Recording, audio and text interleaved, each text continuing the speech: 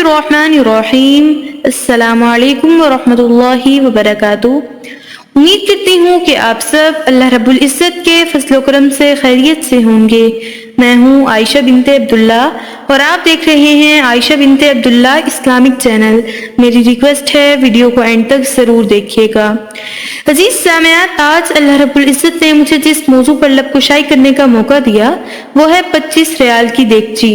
दुआ है कि अल्लाह पाक हक और सच बयान करने की तौफीक अता फरमाए और गलतियों से दरगुजर फरमाए। मौजू का आगाज करते हैं। अजीज सामयात, एक आबिद ने अल्लाह ताला का कुर्ब हासिल करने के लिए 40 दिन का चिल्ला खींचा। वो दिन को रोजा रखता और रात को क़याम करता। वो इत्तिकाफ की वजह से अल्लाह ताला की मखलूक से अक्सर कटा हुआ था। उसका सारा वक्त आहोजारी और राज़ो नियाज में गुजरता था। 36वीं रात उस आबिद ने एक आवाज सुनी। कोई कह रहा था, ए आबिद, आज शाम तांबे के बाजार में फलां तांबा साज की दुकान पर जाओ और देखो कि अल्लाह ताला का कुर्ब कैसे मिलता है।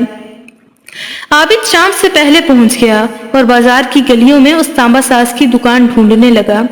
वो कहता है, मैंने एक बूढ़ी औरत को देखा जो तांबे की देगची पकड़े हुए थी और उसे हर तांबा साज को दिखा रही थी। उसे वो बेचना चाहती थी। वो जिस तांबा साज को अपनी देगची दिखाती वो उसे तोल कर कहता, 4 रियाल मिलेंगे।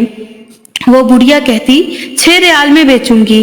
कोई तांबा साज उसे 4 रियाल से ज्यादा देने को तैयार न था। आखिरकार वो बुढ़िया एक तांबा साज के पास पहुंची। तांबा साज अपने काम में मसरूफ था। बूढ़ी औरत ने कहा, मैं ये देगची बेचने के लिए लाई हूँ और मैं इसे 6 रियाल में बेचूंगी। क्या आप 6 रियाल देंगे? तांबा साज ने पूछा, सिर्फ 6 रियाल में क्यों? बूढ़ी औरत ने दिल की बात बताते हुए कहा, मेरा बेटा बीमार है, डॉक्टर ने उसके लिए नुस्खा लिखा है जिसकी कीमत 6 रियाल है। तांबा साज ने देगची लेकर कहा, माँ जी, ये देगची बहुत उम्दा और निहायत कीमती है।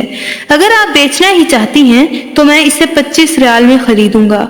बूढ़ी औरत ने कहा, क्या तुम मेरा मजाक उड़ा रहे हो? उसने कहा, हरगिज नहीं, मैं वाकई 25 रियाल दूंगा। ये कहकर उसने देगची ली और बूढ़ी औरत के हाथ में 25 रियाल रख दिए। बूढ़ी औरत बहुत हैरान हुई और दुआ देते हुए अपने घर की तरफ चल पड़ी। आबिद कहता है, मैं ये सारा माजरा देख रहा था।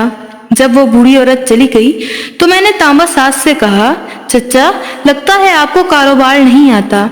बाजार में कमो पेश सभी तांबे वाले इस देगची को तोलते थे और 4 रियाल से ज्यादा किसी ने इसकी कीमत नहीं लगाई और आपने 25 रियाल में उसे खरीद लिया। बूढ़े तांबा साज ने कहा, मैंने उस बुढ़िया से देगची नहीं खरीदी, मैंने तो उसके बच्चे का नुस्खा खरीदने के लिए उसे पैसे दिए हैं।